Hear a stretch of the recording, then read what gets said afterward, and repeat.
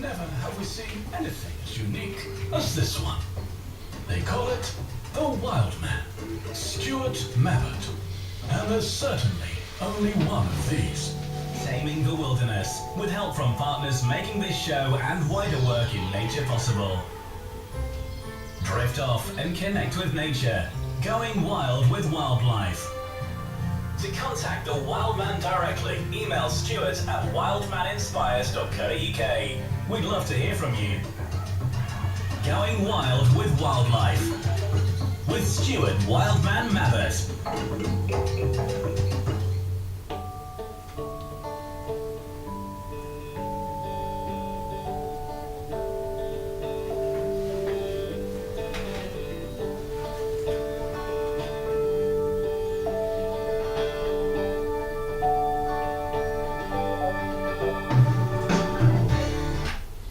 Hello, this is Stuart The Wildman Mabbutt and this is Going Wild with Wildlife. I've invaded the Choice Radio studios and I normally do the show from 5 a.m. till 6 a.m. But they normally lock me up in a van and the best place for you, Stuart. Yeah, drive me off into the countryside, but get me into a field, bundle me out and say go on, get on and do the show.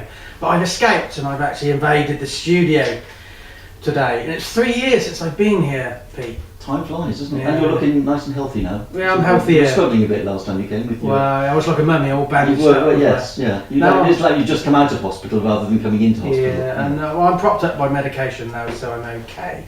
So Pete's going to be producing the show. I've invaded his show this Sunday morning, but he's going to be producing for me.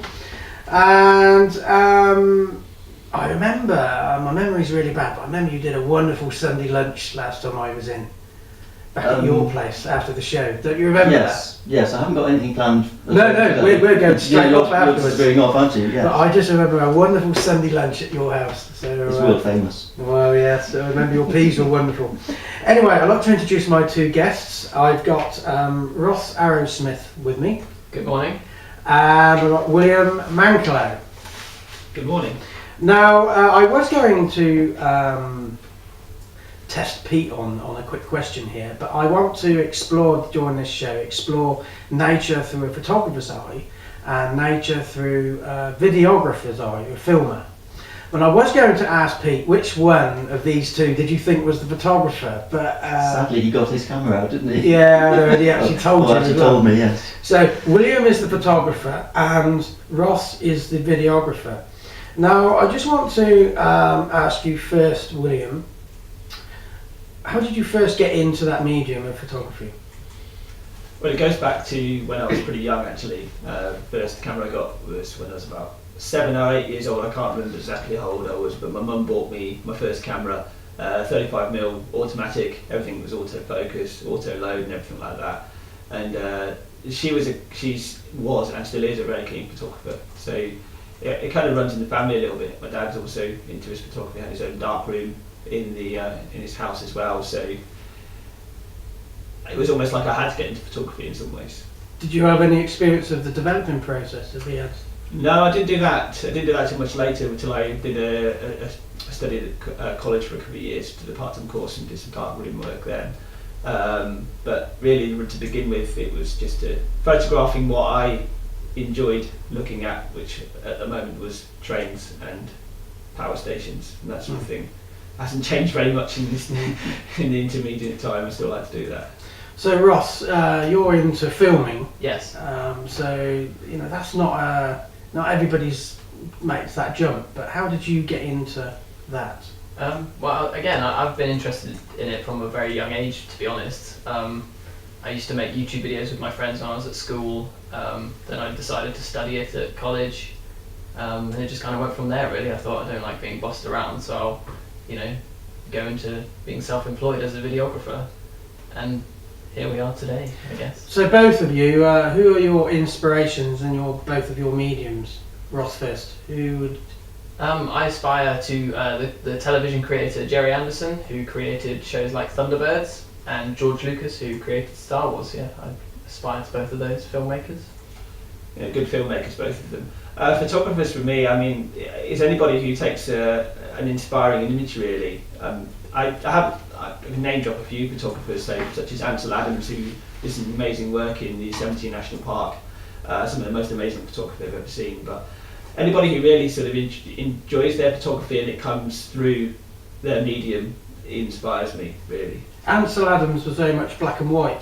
Yeah, Ansel Adams was part of what's called the F64 group, so that's the aperture size that he'd be using, and he'd be having exposure times for about half an hour, taking a large format camera out into the Yosemite National Park and spending literally days out there photographing and capturing the natural world, which that part of the world is absolutely stunning. Okay, what we're going to do first, we're going to go for an out and about section in this show. Now, if you set out in your garden of an evening at the moment in warm weather, you're probably going to see some bats. Now, I've got a recording that was recorded over from a couple of guys over in the Wyre Forest, which isn't too far from here, and it's Mike and his friend John who are going to explain to you about recording bats.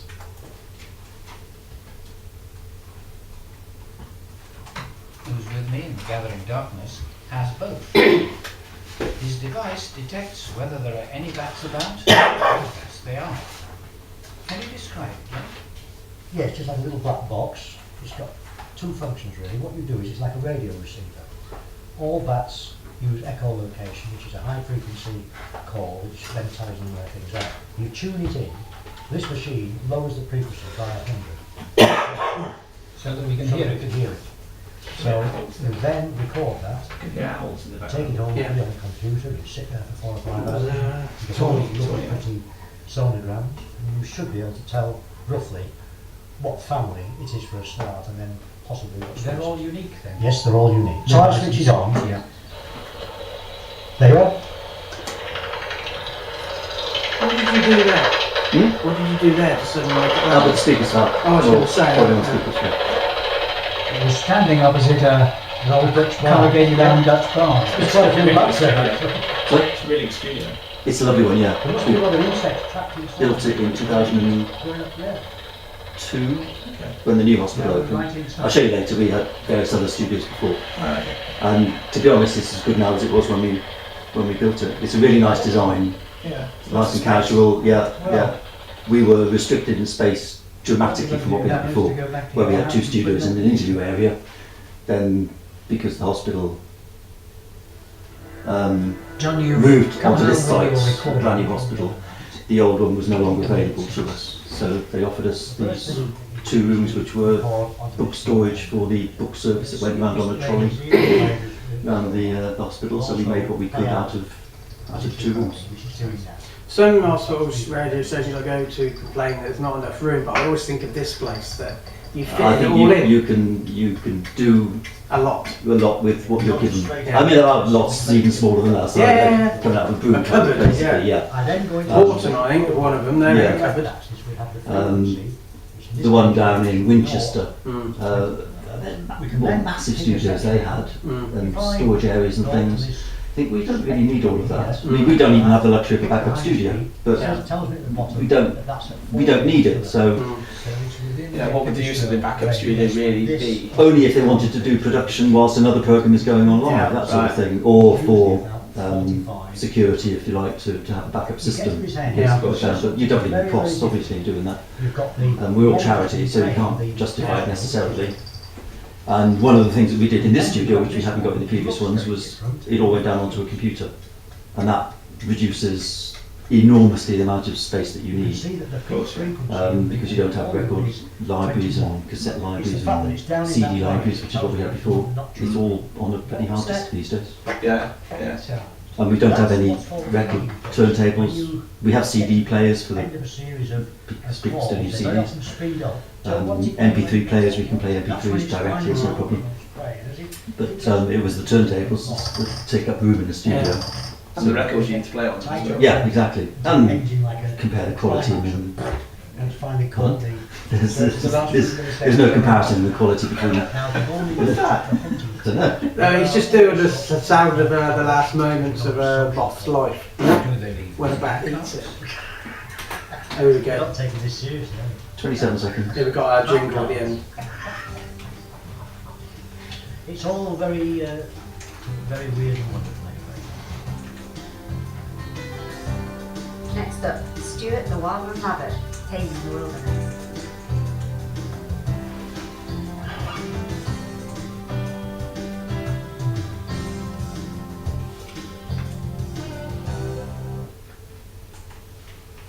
This is Going Wild Wildlife with me, Stuart The Wildman Mabbutt. A time check for you. It's 10:10 on a sunny Sunday morning. It's gorgeous outside, isn't it? It is. Yes. I mean, it was warm last time I came, I remember. Yes, it was cold during the week here though, I must admit. It was down to like 13, 14, which Really? compared with the week before when it was 28, 29, blimey. That's caught up with me this week, that heat, so I'm glad it's gone actually. Yeah. Anyway, I have William Mankelow in the studio with me, a photographer, and Ross Arrowsmith, a videographer. William, what's your perfect nature shot? I said it right at the start of this programme that Stuart always throws a curveball at me, so I'm doing a preamble now so I can actually think of how to answer that question. Perfect wildlife shot. There are so many. You know, you can get a moment where you're freezing a very rapid moment in time. So one of my favourite shots is like an osprey, for example. Capturing that moment where it's catching the fish and it's freezing that frame, and you got all the water spray, and you're seeing what's happening in that instance. But also having something that is also like a cheetah running really, really fast, and if you had it at a nice slow shutter speed so you can see the blur of how fast it's moving. So, Have you ever captured your perfect nature shot?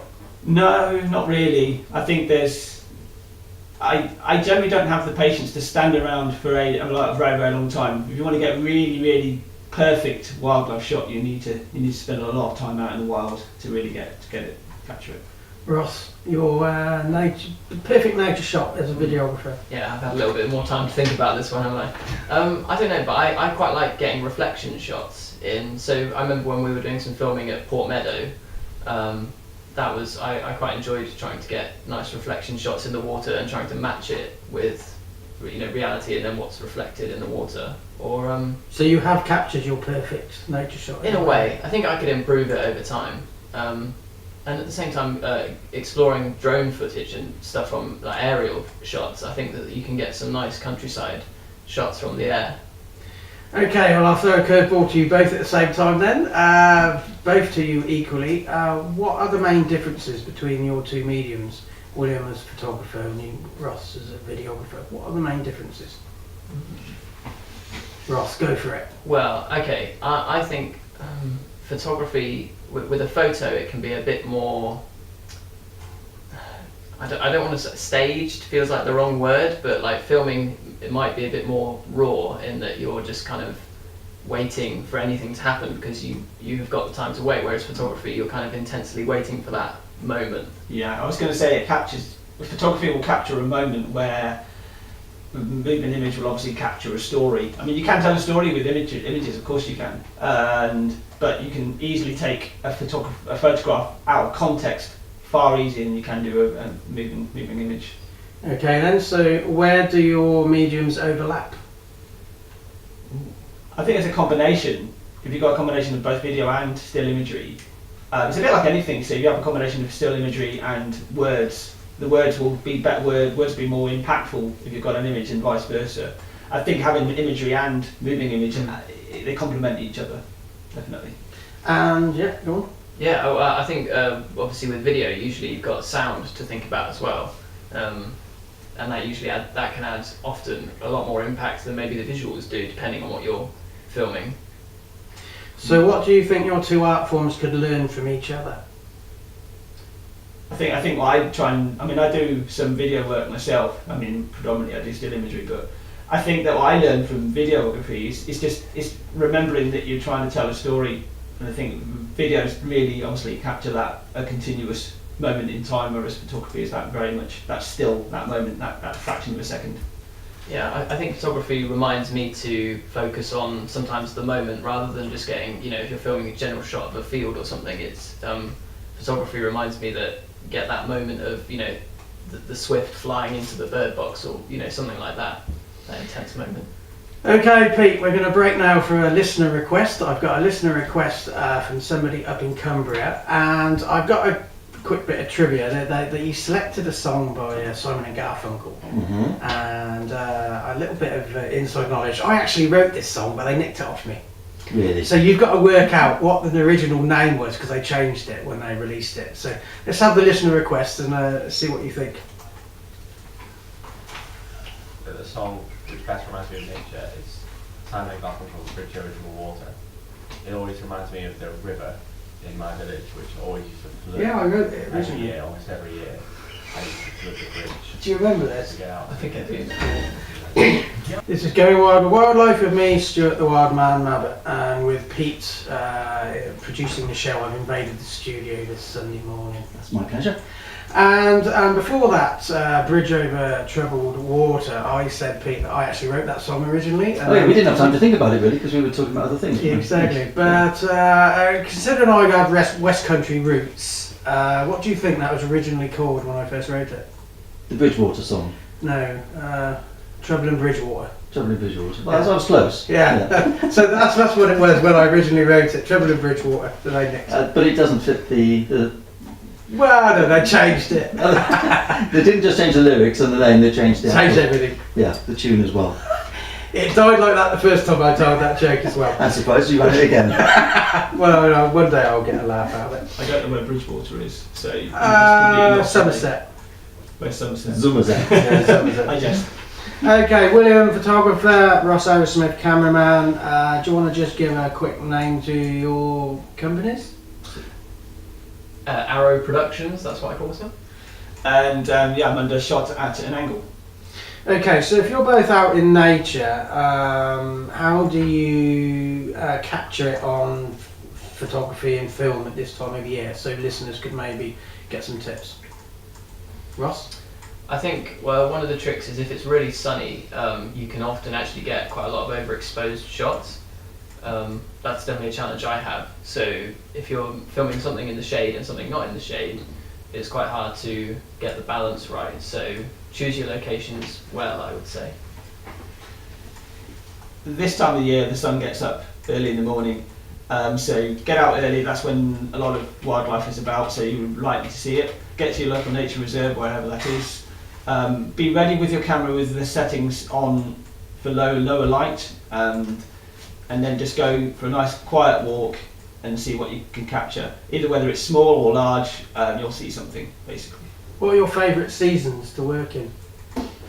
All of them, really. They all have their own sort of great times. I mean, the winter can be a bit bleak, but it also can be quite refreshing, especially if it gets nice and frosty. I think spring, actually, if I'm really going to put my nail on in a particular time. So much potential, so much colour, and it's almost like the world is waking up again. It's what it feels like.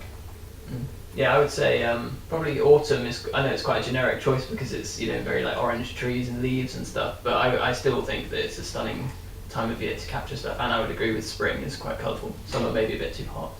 So when I say nature, what does that mean to both of you? Nature always means something different to everybody, but what does it mean to you?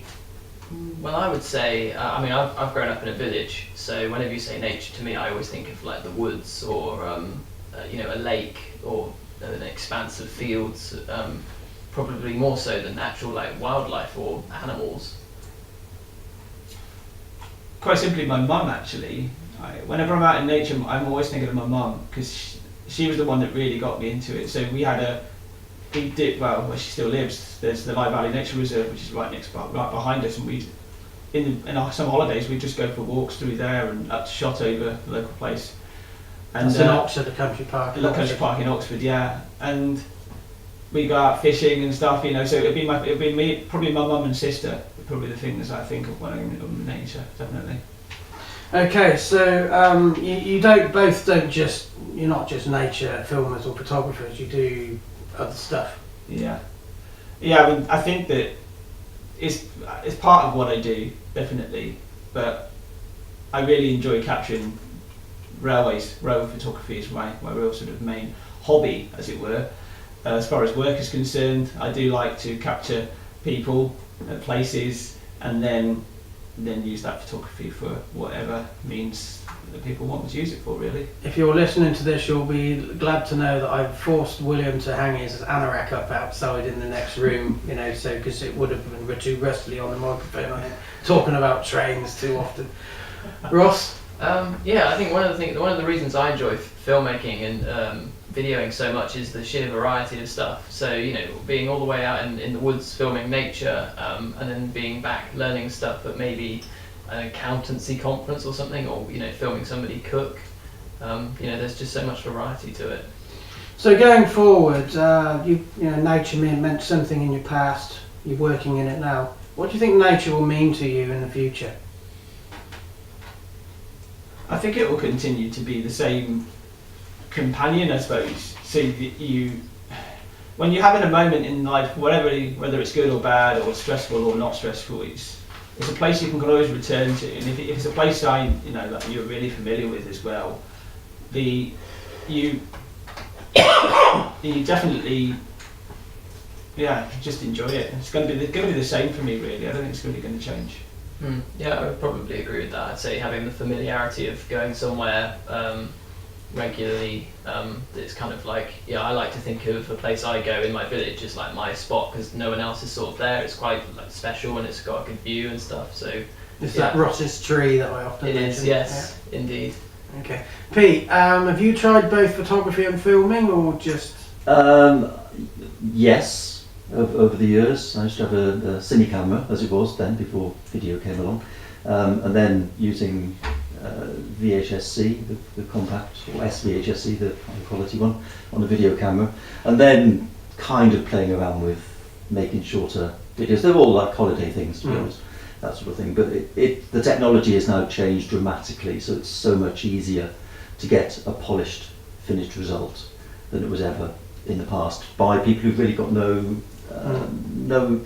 huge experience of doing it. They could just pick it up and get some quite impressive results of things. Do you miss the old days though? With No, the technology? No, you not don't. particularly, because it was quite tricky doing it. Yeah. I never got to the stage of, well, for audio, cutting up tapes and things like that. Yes, I used to do that, and that's now all digital as well, which makes it nice and easy to do interviews and to edit them and to cut out all your bits. For example, in today's show, that's going to be a doddle. Yeah. But yeah, exactly. In the old days, that would have been quite a time-consuming thing to get everything right.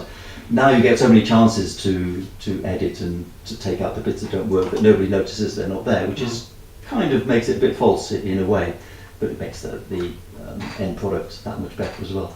Video is much more complicated because you've got the mix of sound and video at the same time, so that you might chop out a bit of the video to make it look nice, but then the sound is going to be out of sequence or cut. So you've got an extra level of complexity in doing that, which is still there with modern techniques as well. Okay, William, Ross, you two and myself are going to be going off doing some filming, recording and photography trips around the UK.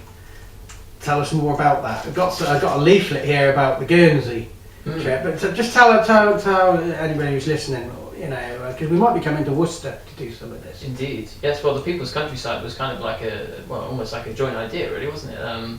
It's basically just a documentary TV series that I'm just reading off the fly now, about the people who live, work and enjoy the countryside. But we've kind of decided to tie radio, photography and film together to give exposure to the people that we'll end up interviewing. So obviously next we're hoping to go to Guernsey. A good example would be the pilot episode we've done in Oxford. And we've mentioned Hillingdon, Worcester, Plymouth, try and do that.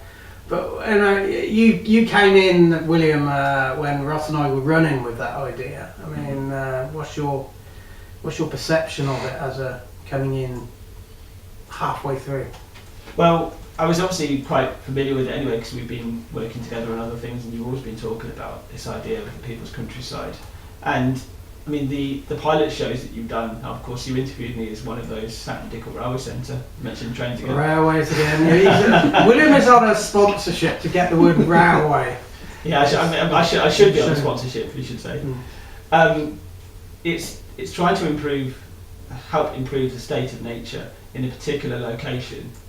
That's really the aim of the shows, and to highlight the... Yeah, we want to interview people who are working in the countryside and give them the opportunity to ask for the help they need, and then the viewers to offer that help. But is the walk around Guernsey and looking at the benches in Guernsey, for example, and talking to the people that are involved with those particular benches? Commemorative benches. That's correct. So it tells a personal story of the, they're everywhere, all around the country, but it just ties the show together. Yes. But if we work together, and I'm a sound recordist, videographer, photographer, what do you think we will learn from each other? Because, if we went to Guernsey, that'd be 2-3 days, tolerating each other. What do you think we will learn from each other, artistically and as human beings? I think you learn more. I mean, artistically, you always pick up tips from the people around you. I mean, Ross gave me some good advice on some videography that I was doing just recently. But I think you learn by watching what other people do around you and think, okay, well, I can take that particular aspect of somebody else's life and take it on board, and it might improve my own life, if you see what I mean. Yeah, I think as well, aside from what we've all worked in, it's just the strategy that we've come up with, having these kind of regular meetings and implementing that's given me a lot of experience that I might have applied to other areas of my work and think, how can I streamline this to make it more efficient?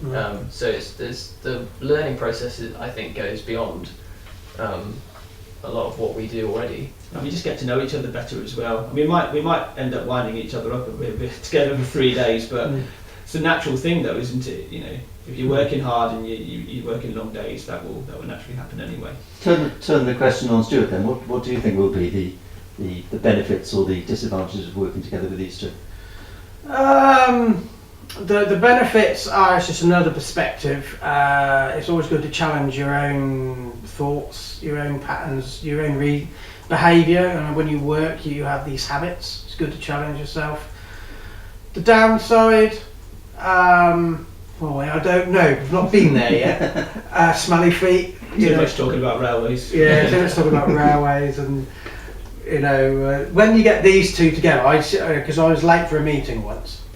And I walked in about 5 minutes after, and they were talking about aeroplane flight paths, and William had discovered some software to monitor the aeroplanes flying over his head and where they'd been. And it was a whole new dimension that I didn't really want to walk into, of sort of sadness. So maybe the downside is these two get together and it's a bit geeky then. Yeah, a bit geeky. Yeah, You'll find out in Guernsey. Can I just say on record now that the word geek is not a bad word, it's not a negative word, it's a good word.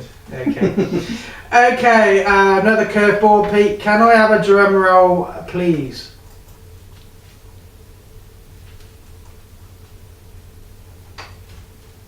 Should recognise this.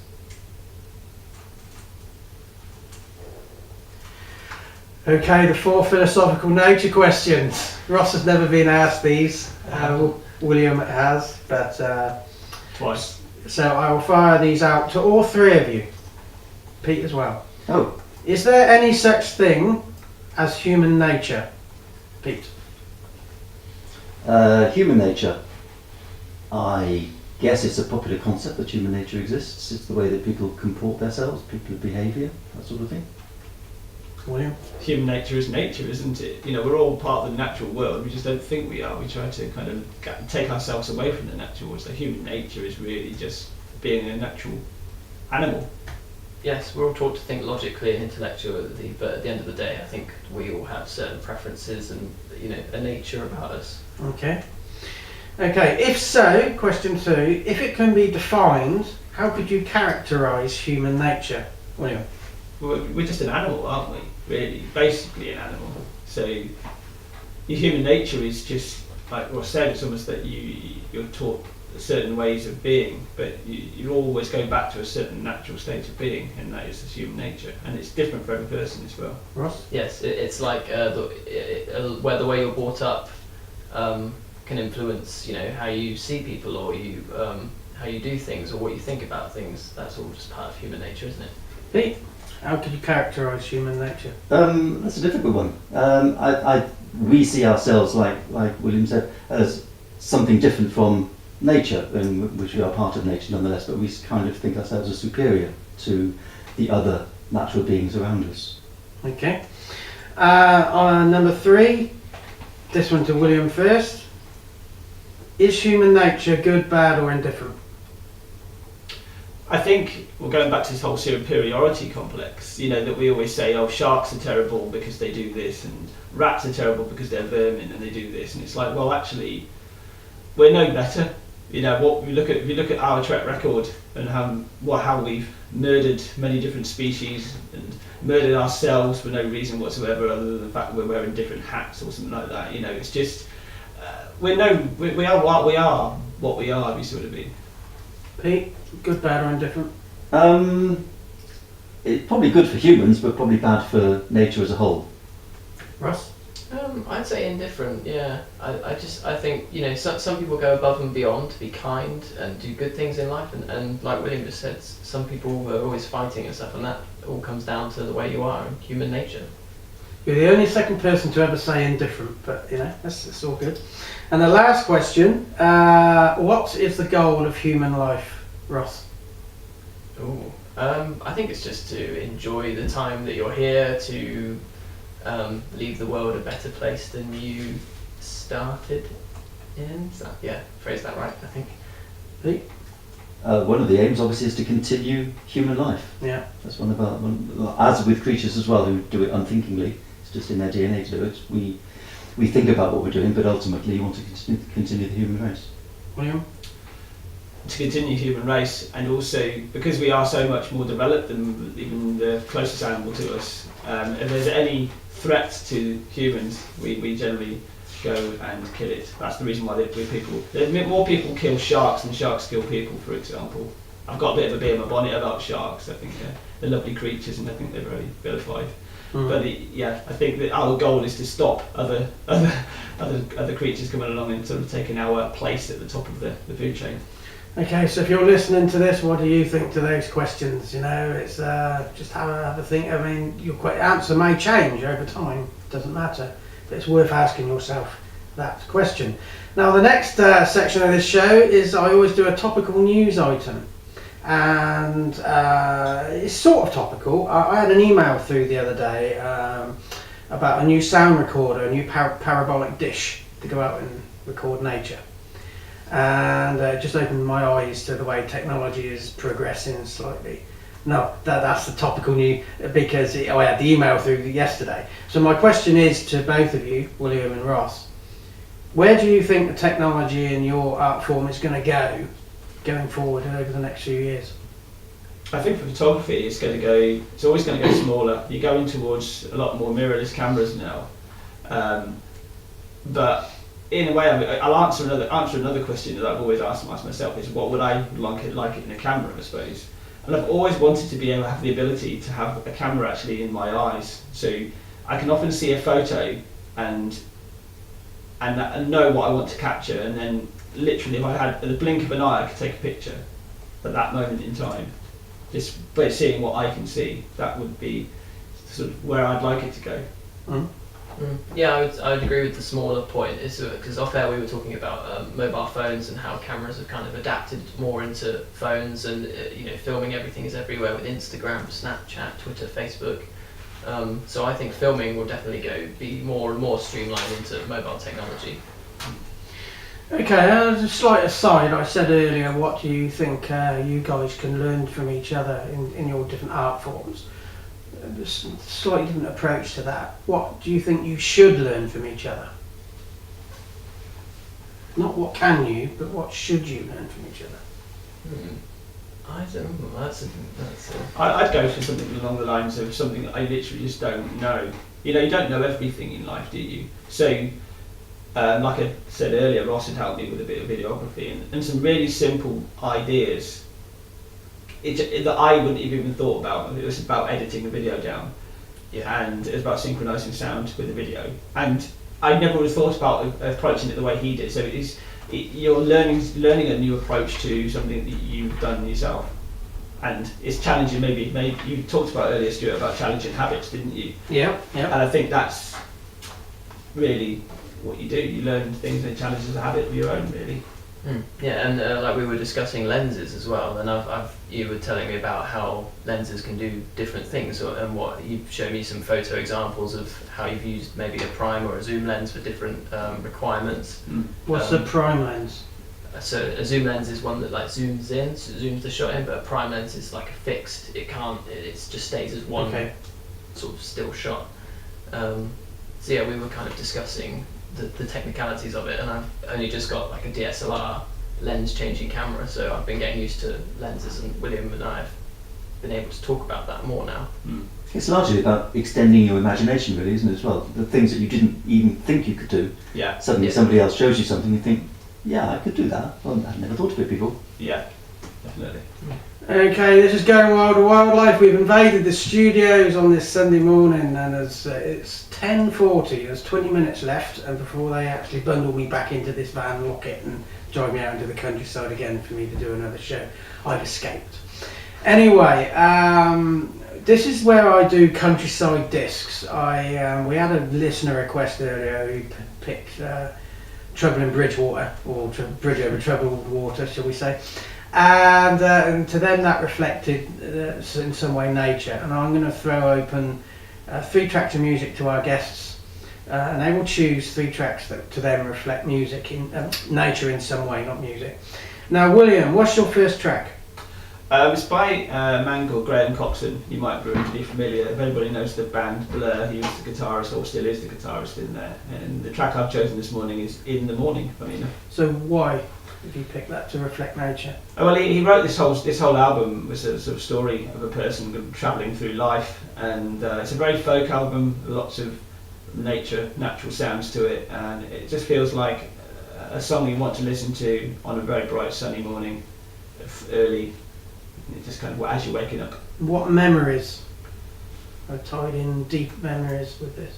Well, it's got some nice blackbird tune, so you can hear the blackbird in it, and it kind of reminds me of Blackbird by the Beatles, of course, as well, and just the blackbird being one of the first birds you hear in the morning. Really. Okay, Pete, let's press the button for Graham Coxon there. We're doing countryside discs where I've got my 2 studio guests selecting some tracks of music that to them reflect nature, the environment, the world in some way to them. Ross, what have you chosen? I've chosen... Well, sorry. We need to get a better producer. I've got to turn your mic on. I've chosen Everywhere by Fleetwood Mac. Which actually I've only discovered this song quite recently. Surprising, I know it's quite a big hit for Fleetwood Mac, but as I consider myself quite young, but I listen to some more classic music. Can I get away with saying that? This was only released in about 1985. It's not that classic, is it? It's classic rock, I think you could still call it. Yeah. Anyway, I got into it quite recently, and I just think it's a really nice song. The lyrics kind of. I think it's just very soothing, something I listen to on a weekend, and it just kind of makes me think of like being calm and, at one with nature. So what emotions does this track elicit? Calm, reflectiveness, just chilled out. Did you have any other selections?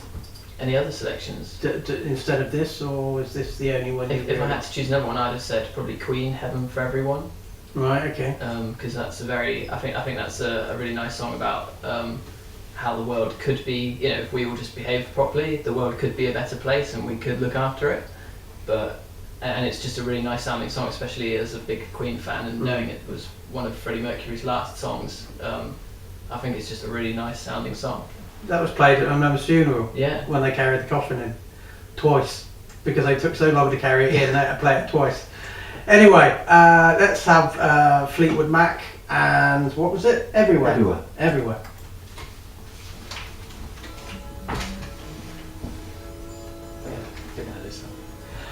It was from Tango in the Night, 1985. Sure of it. Because Tango in the Night was when I sort of became aware of, because they sort of reappeared on the scene. It's when I sort of became, I wasn't really aware of them in the 70s. I know they had the Rumours album. That's when they really made it big. Yeah, but I wasn't really on it at that point. Big Love is also on Tango in the Night. Yeah.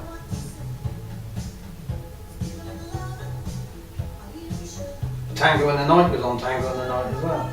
Indeed it was, yes. Little Lies, Family Man, I like Family Man, it doesn't get played very often.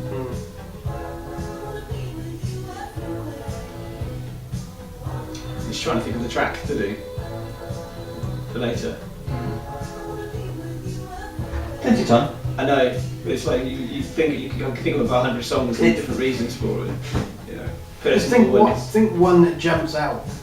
They don't know, that's a problem. I know, this is what we have when we go down the wards. We'd like to know, I can't think of a single song I've ever heard in my life.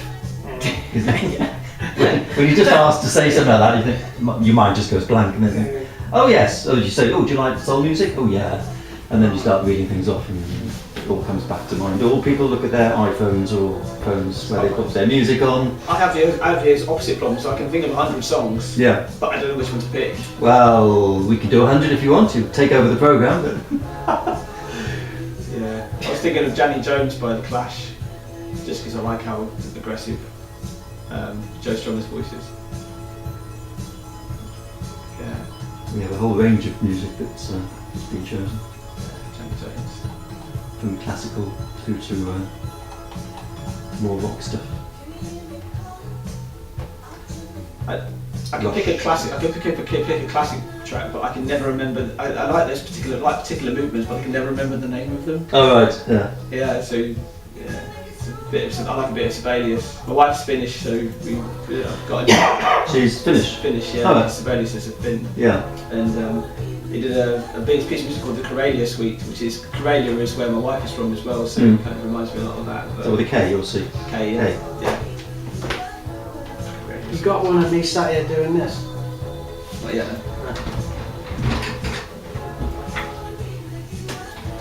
Ross gets paranoid, I think. Just pretend we're talking to each other.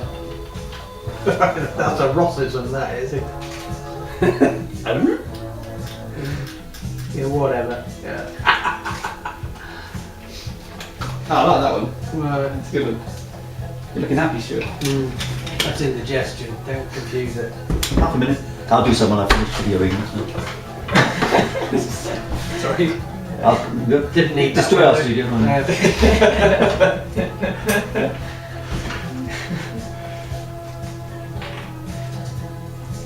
We're almost spot on as well. Yeah, almost. Yeah. Somebody knows what they're doing.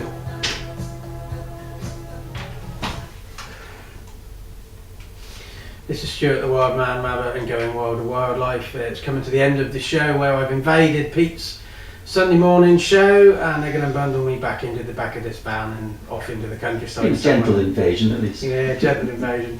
Thanks for having us, Pete. That's my pleasure. Been a joy after 3 years. William and Ross, William, you're a photographer, Ross, you're a videographer. How can people get hold of you, Ross? They can go onto my website, which is www.arrowvideos.co.uk, or they can find Arrow Productions on Facebook or Twitter. For me, go on to www.shotatanangle.co.uk, and if you search Shot at an Angle on Instagram, Twitter, Facebook, you'll find me. Okay, very quick question. Do you either of you have a burning question for me live on the radio? No, I'm not going to be primed for this. Any burning question? Ooh. Try and think quickly. I would, because we're running out of time. Why do you do radio, Stuart? I like the sound of my own voice. That's like most people on radio, really, don't you think, Pete? Not necessarily. I think I prefer to be heard than seen is another reason. Yeah, most of us got a face for radio. Yeah, exactly. Yeah, all four of us here. And what was the reason you got into radio in the first place? Where was the initial spark? My ego. No, I did a bit of work on BBC Radio Oxford with Bill Heiner, and I thought he made it look easy. I thought I could do that, and I spent probably 5 years being too bone-eyed or lazy to make it happen, and then I started doing it, and that's what I do. Good question. And you do it well, Stuart, and that's not trying to boost your ego, you do it well. Yeah, I know I do. You don't need to boost it, it's big enough. Okay, what's the next track? You've jointly chosen this. Yeah, the next track is quite a classic, really. Well, I say a classic. I played this to my mum the other day, and she'd never heard it before, and I almost fell out of my chair. It's "Wish You Were Here" by Pink Floyd.